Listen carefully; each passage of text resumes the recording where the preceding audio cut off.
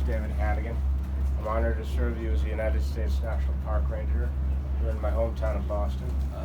As I was telling my boys and his family here, my father had been in the Navy, and when I was a boy, I would come down here all the time with him, and oftentimes do inspections of the warships that were being repaired at the docks behind you. Of course, I was only 4 or 5 years old. I came down one day on my own with my sailor's cap on, expecting to be let in so I could take care of some work. Marines considered the situation and probably saved my life in the process. At one time, you would have had train cars all down the piers. You would have had locomotives moving down the streets along with trucks, huge cranes, bigger than the ones we have adjacent to this ship. And you would have had ships very similar to this, but a little bit newer versions, undergoing repairs all along the docks behind you. 80 years ago on this day, there were 36 ships being built here in Charlestown at the same time for the United States Navy. Many of these ships would help to prosecute war in the Atlantic and Pacific. It is hard to believe today because now it's all these little sailboats behind you. The ship we're on is a destroyer, specifically the Uss Cassin Young. It was built in 1943 by Bethlehem Steel Shipbuilding in San Pedro, California. It was one of 16 shipyards that Bethlehem Steel owned. Their headquarters were 12 miles south of us in Quincy, Massachusetts. In this Navy Yard, we built destroyers between 1932 and 1944. And we also built other types of combatants and service ships for the Navy here. In fact, 301 ships were constructed between 1941 and 1945 in this Navy Yard. Down in Quincy, the civilian shipyard launched more tonnage than any other single shipyard in the country in World War II, and they were building aircraft carriers in as little as 14 months. We were building destroyers like this in as little as 7 months. This particular ship is here today to talk about what we used to do in the Navy Yard, and though I won't be talking as much about the ship's history as some would like, I cannot neglect the fact that there were 23 young men killed aboard this ship during the Second World War, and I do want to remember them. They came from all areas of the country, including right from here in Massachusetts. They would have been the victims. I don't know if I want to use that word, but they would have been the servicemen killed by 2 Japanese pilots who flew their planes deliberately into the ship. One on April 12, 1945, a plane clipped the radar mast above us. It would have been a different mast, different type of radar in 1945, but nonetheless, the damage that was sustained wasn't critical. There was 1 sailor killed and 45 wounded. Right where we're standing is where a second aircraft flew into the ship. 3:30 in the morning, July 30th, 1945, very close to the anniversary date when 21 young men were listed as killed in action and another sailor was listed as missing in action. And that attack put the ship out of the war, but little did they know that Japan was going to announce their surrender a little over 2 weeks later. That's how close these kids came to making it out of the war. With that said, we're going to be moving around this ship and talking to you about the type of ship we're on, a destroyer, and why we had to make changes between when the ship was first active in 1944 and to its last year of full operations in the Navy in 1959. If you have any input, sir, please let me know. If you have any questions, again, please let me know. We're going to be going up ladderways. We're going to be going down a very narrow section of the deck. I'm going to ask you to just follow all length, maybe even more, almost 3 times the length of the ship. You can destroy aircraft, land targets, and submarines. We're going to look at some of the weapons that would have been used aboard this ship right now. We're going to be heading down just to where you see those machine guns. We'll stop for a brief moment, and then we'll be actually moving down to an area of the ship that tourists don't normally get a chance to see. And that's where we can see more weapons in one spot. So I'll have you boys lead the way just down to where you see those machine guns.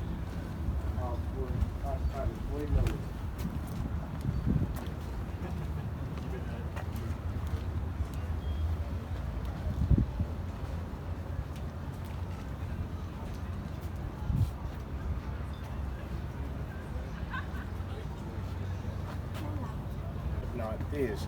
Where we're standing would have been a forward torpedo battery. There would have been 5 torpedoes here in a turret which could rotate to the port, rotate to the starboard, with a crew of 3, with 1 man loading a gunpowder charge to help fire off the torpedo.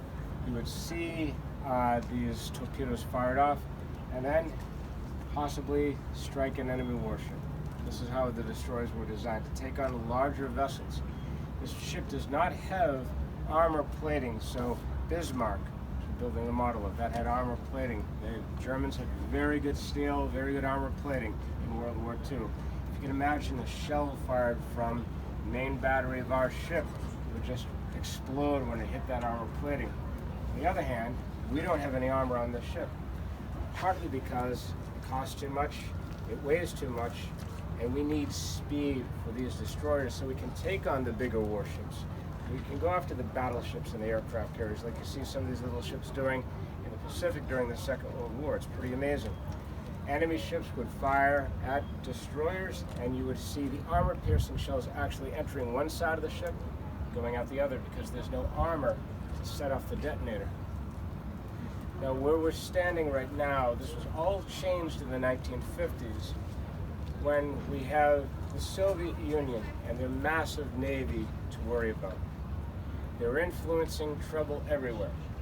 In Korea, in Vietnam, all around the world. They're making overtures throughout Western Europe, down to Greece, to join us, or maybe we'll invade you.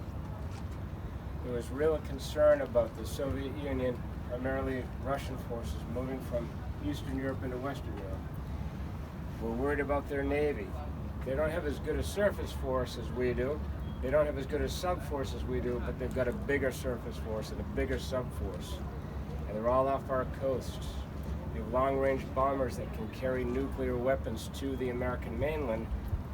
So we need ships like this brought back to life, but modernized as well. Better radar, better sonar to detect submarines.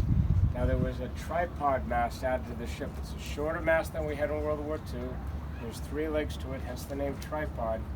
We've got a heavier radar system on board, so something has to come off to get rid of the top heaviness, and so that's why we get rid of the forward torpedo battery. On the other hand, 40mm guns are pretty good at shooting down aircraft, although not as good as against jet aircraft as would have been the propeller-driven aircraft of World War II. The 20mm, the smaller guns we had on the ship, pulled off altogether. They were useless against jet aircraft. So this is what we do in the Navy Yard. We take off the torpedo battery, put on the 240s, we create this deck structure. This would have been fabricated in one of the buildings behind me, and then lowered by crane onto the ship, rolled it into place. And this is where you would have ammunition, not all the ammunition carried aboard the ship, but ammunition for these 40mm guns. Going really long on this one. But can you imagine, guys, if you were part of the gun crew, you would be 2 of 11 sailors manning this one gun alone. Now, I'm going to be talking about where we had 40mm that were removed on this ship, including just right next to the smokestack here, there was what was called a dual 40, meaning just one half of this gun would have been right behind this young gentleman here. The same would be on the port side of the ship. A lot of changes made after the Second World War. And we're going to be going down to an area that normally Rangers don't bring visitors because there's the torpedoes, 21 inches. You could actually have running speed, distance that they need to go, interception point processed through the brain of man, but you can also have assistance from the ship's computer. And the ship's computer is something we will be seeing on the tour a little bit later. It'll be kind of stuffy down below, so I'll spend more time above decks than below. The computer itself, it's as big as your refrigerator back home. So what I'll have you do, sir, since you know your way around the deck, I'll have you lead us past. There's the rope line that's going to be on your right side. Please hold on that rope line the whole time you're passing down there.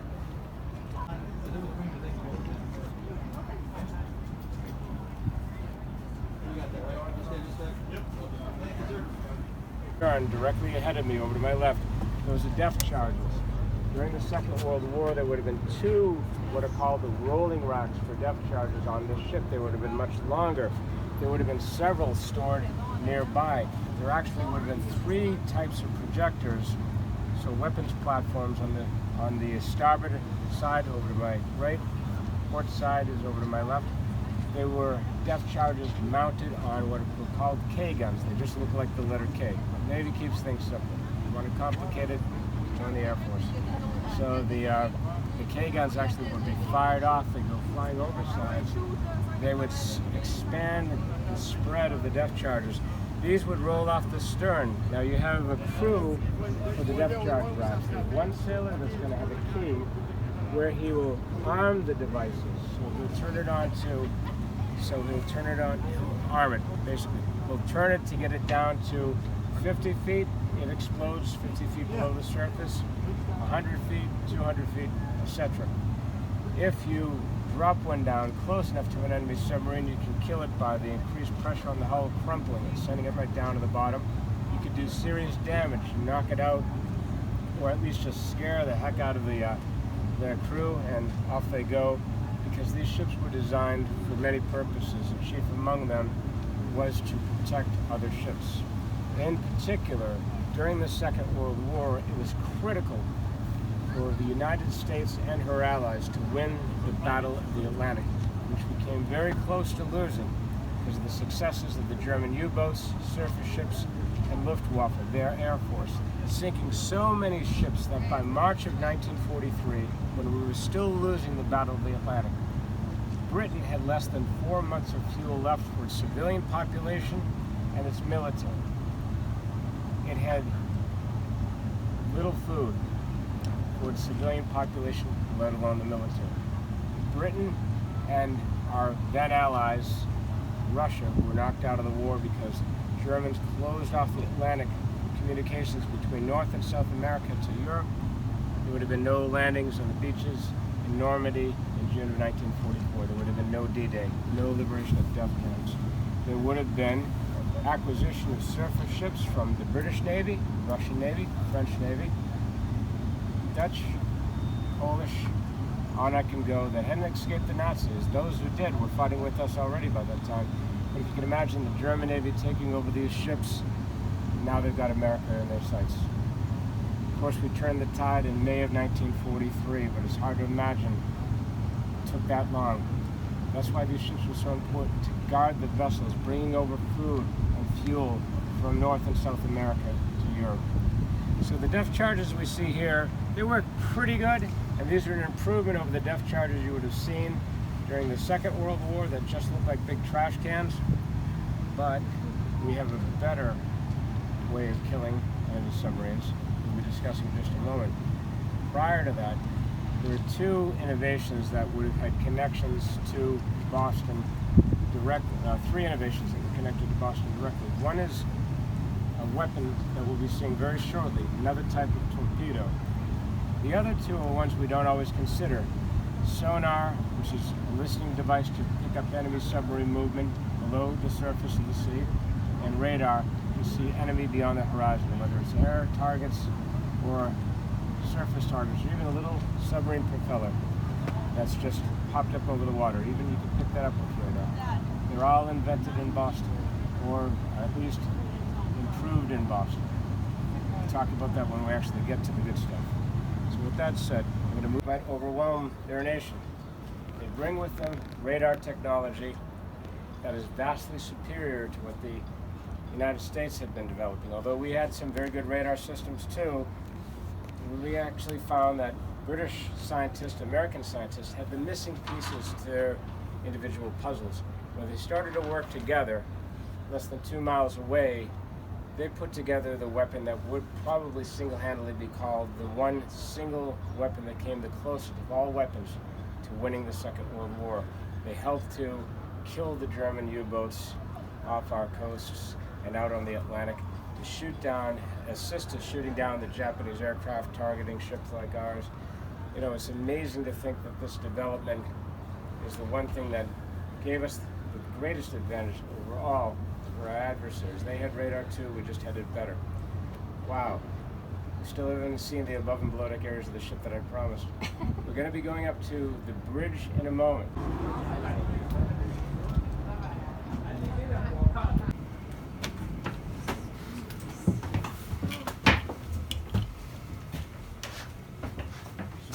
Time to visit other areas of the ship, which I believe you all have had. You saw where the captain's in-port cabin was located on the main deck. That's where the captain would have stayed when they were on a Mediterranean visit in the 1950s, or one of the cruises down to the Caribbean. 1950s did have some a little bit more flexibility than the 1940s, when this ship was away from home port and from the United States for 15 months. They would see harbors through the Pacific, oftentimes under enemy guns and during enemy action. In the 1950s, you had a way for sailors to unwind, relax a little bit, because it was still very hard work tracking, monitoring Soviet submarines, aircraft, surface ships, and protecting American interests in all the seven seas. We're doing that with our allies. More recently, we've just rediscovered how important NATO is, North Atlantic Treaty Organization, but all the free navies of the world are joined with America and our allies in standing up to anyone that threatens navigation of the seas. That's where most of the products we have in our homes travels by through the sea lanes all around this planet. If you can imagine this ship underway in the Pacific during one of the typhoons, green water, even on a stormy day, not even a typhoon, green water breaking over the bow, crashing over the bridge of this ship, water dripping down from the overhead above. No seam is perfect, no weld is perfect, and they have windshield wipers on these round windows, the outer windscreen and windshield wipers, and the overhead, meaning the ceiling that's added above the bridge, the outer bridge, that's added here in the Navy Yard in the 1950s. So you would have had a lot of exposure to the elements. You would have been soaking wet. And think about how tight it is with just the 6 of us in this room, actually the 7 of us now, excuse me, I'm not including myself. There would have been 12 sailors here, including the commanding officer. He doesn't have his luxury cabin here. He has one small compartment right behind. I'll let you take a look inside what is the captain's at sea cabin. Now, in addition to the 12 sailors here, you have the helmsman working the ship's wheel. You have man at the lee helm of the ship's telegraph communicating to. Everyone moves these, but that's okay. This is, if you hear the engine starting, we all know we're in trouble. But this is port engine room. This is starboard engine room. This is communicating what speed we need to go at, or if we need to have a reverse, full reverse, because we've got a ship that's right in our way, and there's no easy way to break a vessel like this. There's ways to communicate with below deck areas, the fire control room, which we'll be seeing shortly, where the ship's computer is located, the engine rooms, the officers' staterooms, which we'll also be seeing shortly, and even intercoms to call down to crew's quarters. You have radio to call over to other ships, as well as to hear radio communications from aircraft that are spotting enemy targets, other ships. If you can imagine all the work that's going on in here, and men have to keep on their toes the whole time. Lots and lots of coffee delivered up here, and a lot of tense moments, to say the least. Which is now part of Raytheon today. It used to be headquartered right across the river from us, where the Converse Sneakers headquarters are, right next to Boston Garden. And sonar detects enemy submarines. Above us, a radar system that was invented here in Massachusetts. Our gun director for the main battery, the 5-inch guns, there would have been 5 sailors up in a turret with, they have range finders. They have optics that can pick up targets at long range. They can visually sight them along with what the radar is doing. The reason I'm mentioning radar and sonar is in a few minutes' time, we'll be going down to where the ship's fire room, where the computer is located. So all the information that's passing both through the brain of man and the brains goes down to the brain of the brains of the ship, the computer. And so, you know, it's getting all the signals from the information from radar and sonar as well. So, kind of think of all the technology that's on board. While we're going down, we're going to go down a different route than the exterior ladderway. We're going to be going down to the O1 level below us, where Radio Central is located. Unfortunately, the radio room is not open. But if you can imagine behind doors, there's top secret code books. There are sailors that are operating radios, either sending voice messages over or using Morse code. There's a small room that's now used for charts. That would have been intelligible codes or messages are encoded or decoded. So take a look through this area here. You can look up at the gun director. You can look over at the captain's at sea cabin. We can also go into sonar shack before we head down.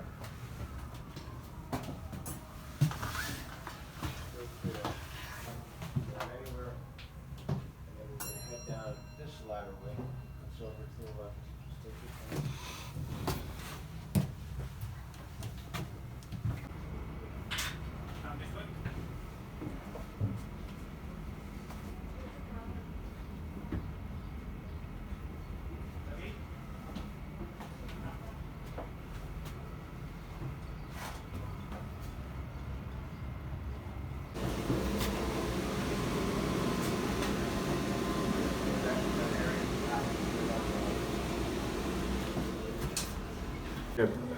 Outside of the engineering spaces, the engine rooms, the boiler rooms, because this is the ship's computer room here, fire control. You can fire 5-inch guns, you can set up firing solutions for the torpedoes, even the 40mm guns. You have 12 sailors in here behind a steel door that is dogged shut, meaning closed. There's a little ventilator on the other side of the compartment. That is the only relief these sailors are getting. They're getting, if it's 85 degrees out, that means 85-degree air is blowing through. This is an analog computer, and there would have been vacuum tubes. This would have been incredibly hot space, nowhere near as hot as this space that would have been behind this bulkhead behind me. That's the boiler room, forward boiler room for the ship, where you have superheated steam being produced for the ship's engines. Remember, 2 engines, 2 boiler rooms, a fast vessel.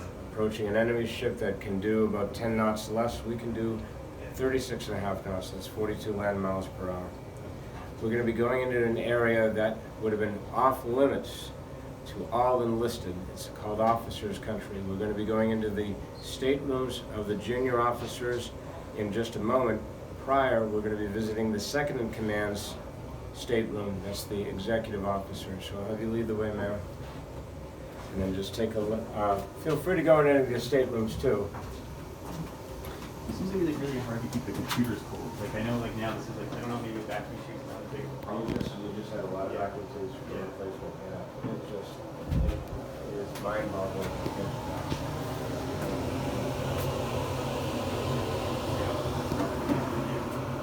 Very reliable.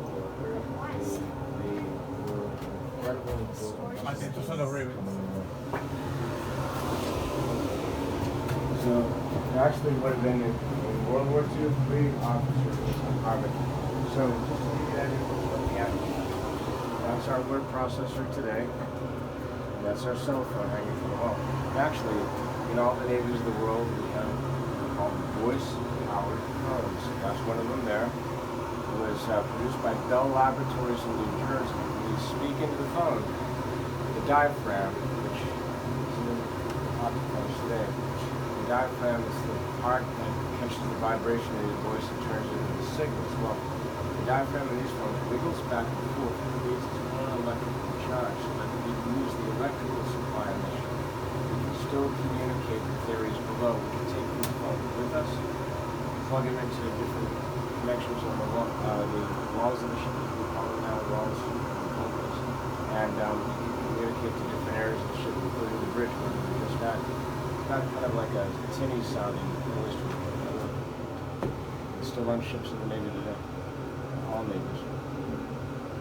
So that's it. We go down to executive office.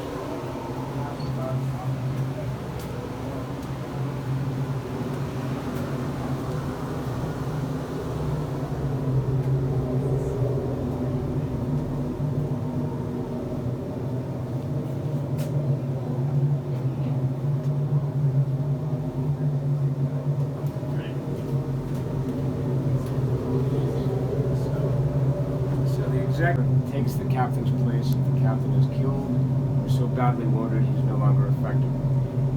This officer is going to be stationed in the Combat Information Center directly above us. That's where a lot of the information is being processed. They're starting using charts to map out where the enemy targets are. There's 14 sailors in the Combat Information Center. That's on the main deck, which is already open to the public, so I don't generally bring people in on the tour. Now, kind of hot in here? Yes. Sailors, yeah.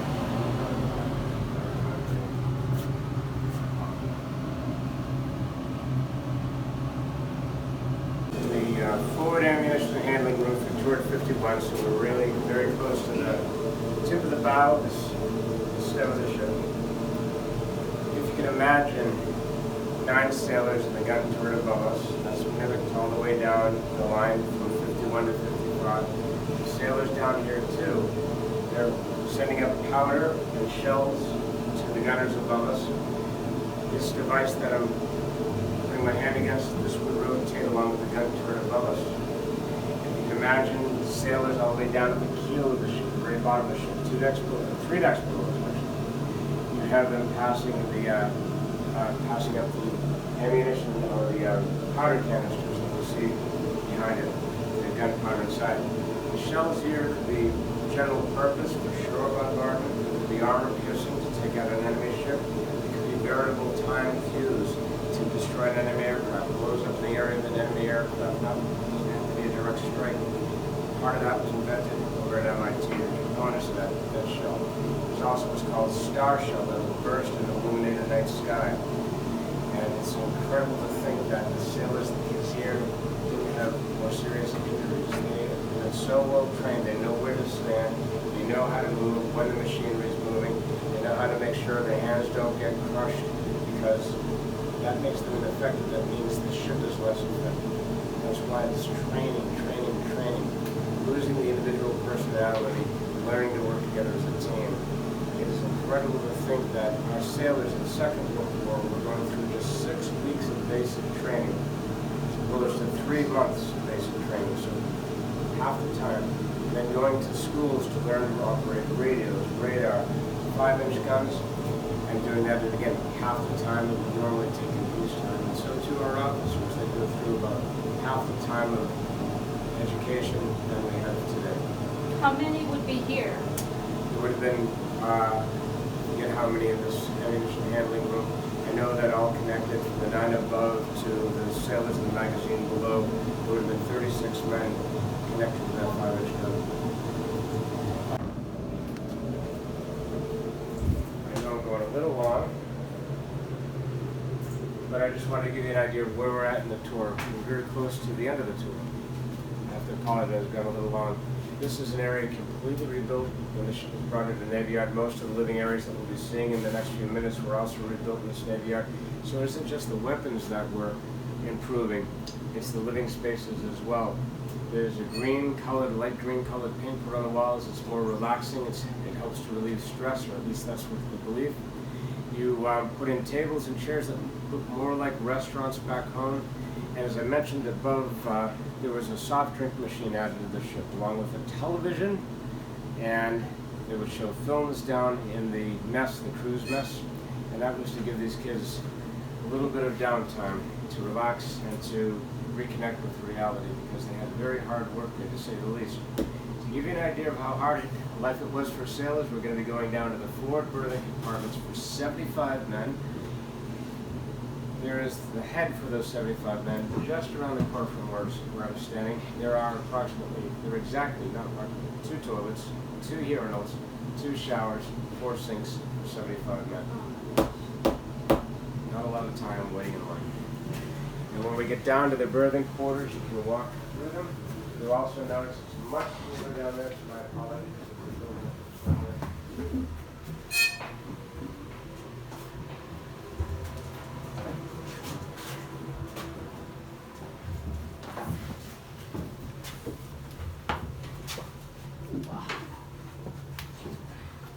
So you can click through, then you can follow me down to the crew's quarters.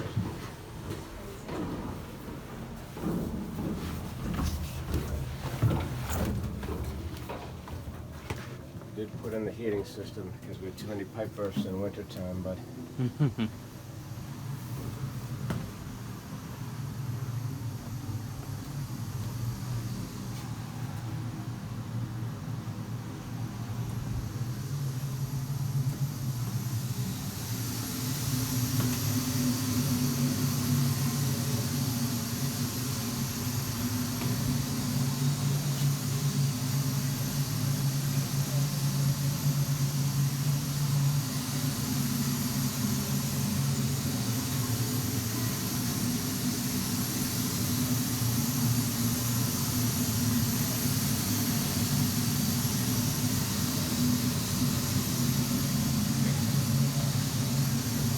So